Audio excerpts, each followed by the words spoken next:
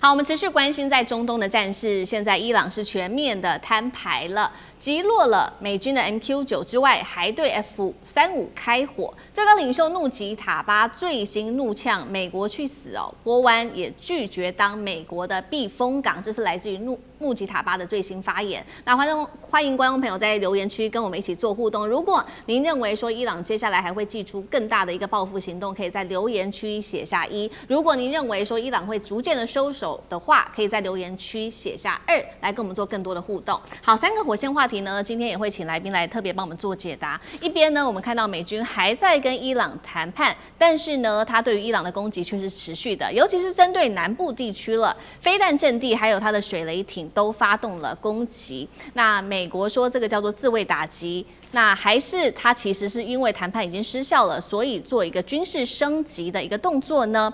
再來看到伊朗的報復行動，不只是擊落了 MQ9 無人機之外，剛剛講了嘛，最高領袖還放話，這個對美國喊話之外，還說波灣不再是美國的避風港，甚至直接在軍事行動上面直接對 F-35還有這一款 RQ-4全球鷹無人機開火，中東局勢會不會進入下一波的新的升級衝突呢？好，最後來會關心的事情是，美伊談判其實呢談到現在最關鍵的問題其實是濃縮鈾的問題，到現在還沒有一些的進度。伊朗說了最新消息說，接下來他可能會把他的高濃縮鈾交給中國大陸來做保管。如果真的成真了，川普有可能去接受嗎？今天就這些議題，我們都會一起來做關心。好，我們來關心到的是，美伊還在談判之際，我們看到美國方面就已經對伊朗做出了攻擊。那麼立刻的，伊朗革命衛隊有了最新的反擊動作。我們來看一看現場的最新畫面。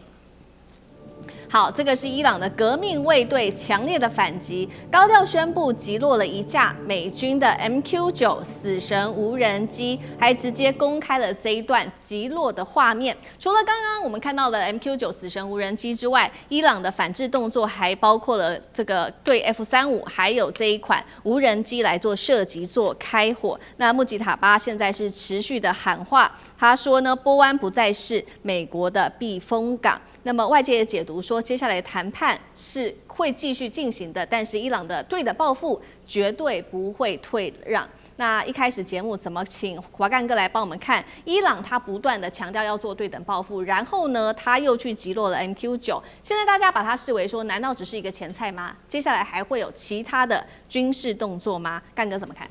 美國前一天才剛剛這個去這個攻擊了阿巴斯港啊，對不對？那個伊朗的水雷艇啊，他說因為這是最後的威脅，就是現在目前伊朗的那個水雷艇在波斯灣還有布雷的可能，所以他們集成了2艘，然後也對於沿岸的這個飛彈陣地呢進行了攻擊。可是伊朗今天馬上就公布了他們擊落 MQ9 的影片啊。我說句實在話 ，MQ9 這個無人機被擊落的意義很重大。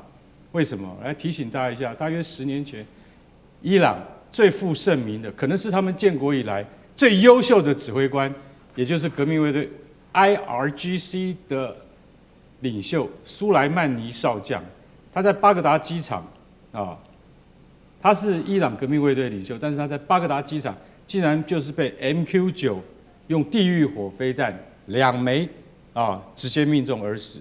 所以說 MQ9 他今天會在伊朗上空再度被擊落，他的尋找目標是誰？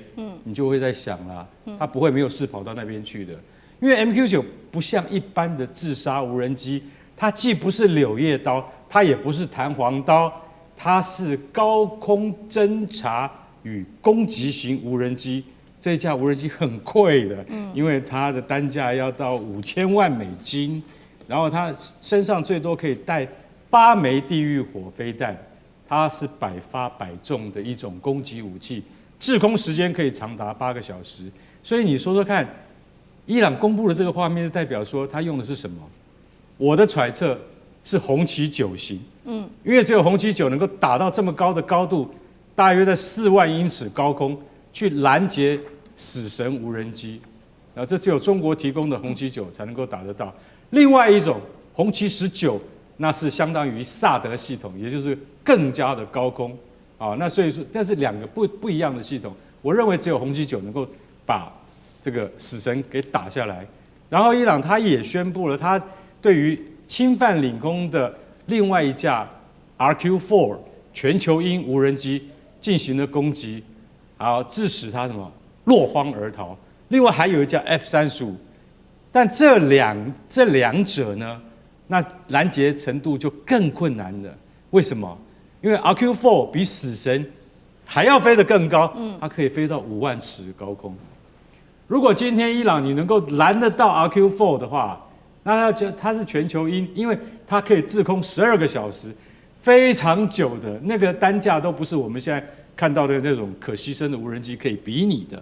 所以你真的攔到了 RQ-4，請把影片給我們所有人看，這樣可以誇耀我們革命衛隊的實力嘛，對不對？甚至你還趕走了 F-35，哇，那不簡单了，匿蹤戰機你都抓到了。所以我的意思是說，如果今天 IRGC 有這麼的這個神勇威武的話，應該把這些畫面就是說釋出給不管是半島電視或者是我們其他的這些平台來看一下，就是說，可見得革命衛隊它既然還是有它攔截美國終端的這個空中力量的一種實力，這是很不簡單的一件事情。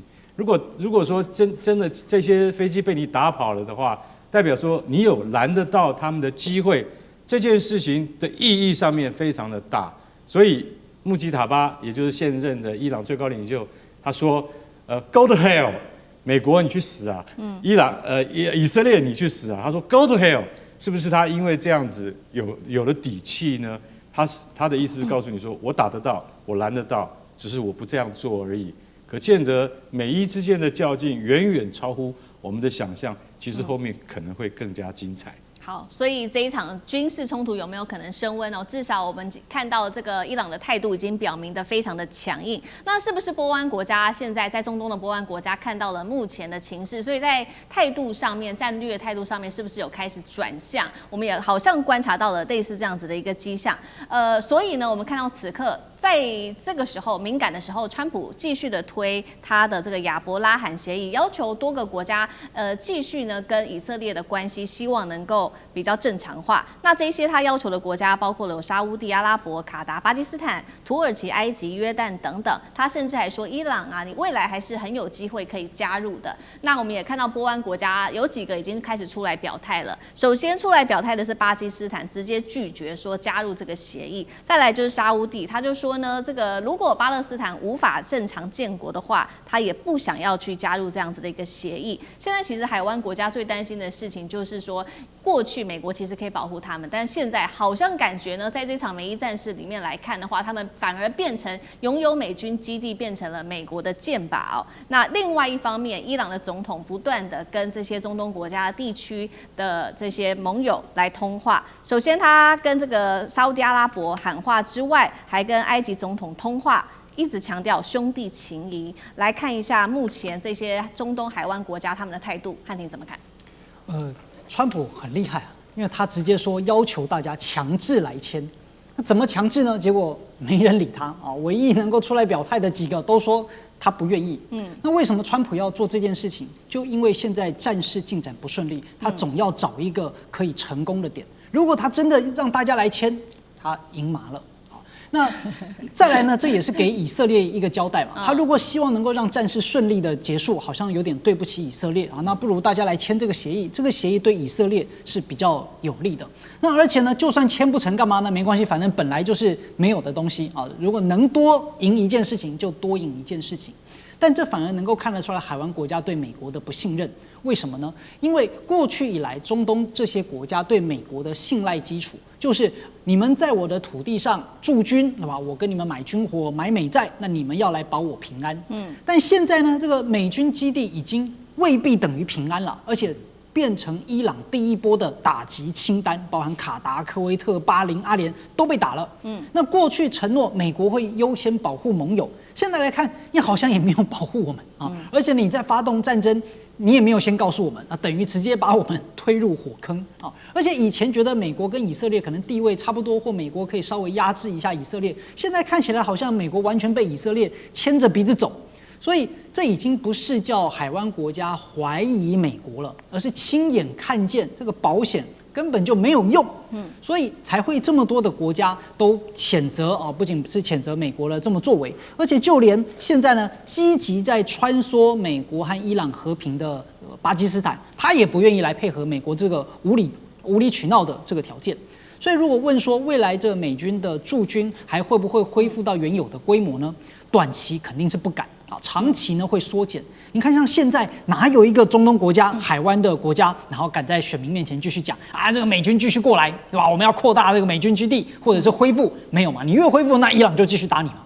所以伊朗也講得很清楚，哪邊有美軍基地，他就繼續打，而且就是成為潛在的攻擊對象。所以海灣各國當然就害怕繼續被騷擾，繼續被襲擊。所以現在呢，美軍他當然還有的，他不會連夜就被趕回或者是請走，但是長期一定會被禮貌性的邊緣化啊，減少你的部署啊，減少攻擊型的機種啊。然後那如果現在已經被打殘了，他也就慢慢的沒有要等它恢復啊。所以長期來看，一定是什麼？一定是大規模的縮減。畢竟大家害怕的不是什麼伊朗太強，而是怕美國跟以色列繼續亂搞，那他們不知道該如何是好。對，所以現在海灣國家的態度，其實大家也在尋求自保哦，尋求一個比較平衡的路線。那我們另外一方面也看到說，那到底這個美伊和談有沒有一些的進度呢？現在根據最新的消息指出，其實關鍵問題還是卡在濃縮鈾的問題。那現在伊朗方面已經想出一個最新的方法，能不能就此來做一個折中的方法呢？就是他们打算接下來把這一些高濃縮鈾放到中國大陸去，但是重點來了，川普會同意嗎？因為他認為哦，在美國的眼裡，中國大陸跟伊朗的關係非常的好，有經貿上跟外交上面的合作。那玉君又怎麼看？這個可能是這個川普最痛的那條神經吧。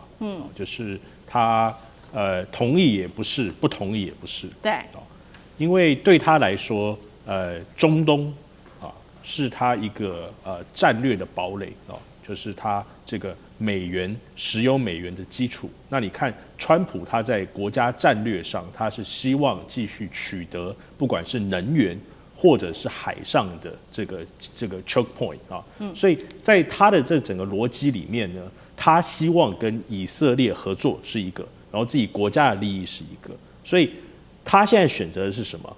一條路是伊朗繼續發展核武，這個相信是美國最不能接受的。第二條路呢，是他如果選擇不跟中國合作，就是說不讓中國進來介入做這個武力擔保者或者和平擔保者，那這個以色列的看法是，如果你跟中國合作，我就會反對你；但如果你不跟中國合作，俄羅斯有沒有這個實力進來做？因為之前的 JCPOA 是俄羅斯做這個擔保人嘛，所以川普還要回去看他自己國家的戰略到底是什麼。他到底要去持續他在選前講的這個聯而治中，還是他認為他這個亞洲重返亞洲到底是不是他一個重中之重？所以我相信他這個騎虎難下，但是這個虎是他自己騎上去的，就是他沒事去惹伊朗，到底是為什麼呢？因為這個伊朗他只差一次的核心轉離，他的這個技術就可以變成武器，它可以發展6到10枚的核子武器，而且它的核子武器全部都已經地下化了。地下化就是說，你很難在伊朗不配合的情況下，把這些不管是濃縮鈾或者是核子武器拿出来，除非你是大軍入境嘛。好，所以這個伊朗希望跟中國合作，其實也不是今天才有啊。2021年他們就簽了這個在2020年、2025年簽的經貿戰略這個合作協議。中國也投了將近4000億的美金在伊朗，然後呢，他們現在等於就是中國，它不只是它的戰略軍事，也是它的經濟氧氣筒啊。而且中國在中東呢，我們剛才聽漢庭講，就是美國在中東有一些國家開始不相信它，不是單一的不相信美國，它因為還有另外一個中國進來，中國它跟這個沙烏地阿拉伯。之前沙烏地阿拉伯跟伊朗的衝突，中國進來做調停者，所以中國在這個中東地區，它是有它的一個這個大家對它的信任感。那再來就是这些國家現在對於川普都極度的不信任嘛，也不知道說川普後的美國會不會繼續的延續它這個阿拉伯漢這個協議哈。所以美國在中東的能力實力是急劇在下退的。那以色列會不會因此看到這個狀況之後呢，就跟美國的這個利益完全的切割？那這個就對於美國來說就是非常非常不好的問題。那中國現在變成伊朗或者未來更多世界的這個制裁中心的話，我覺得對於中國的崛起就是東升西降，對於中國是很有利的。好，謝謝玉軍。那我們休息一下，馬上回來。地緣政治、美中之爭、戰略價值、強權崛起、小國生存，現在與未來洞悉事件走向，掌握世界脈動，全球觀點盡在環球大戰線。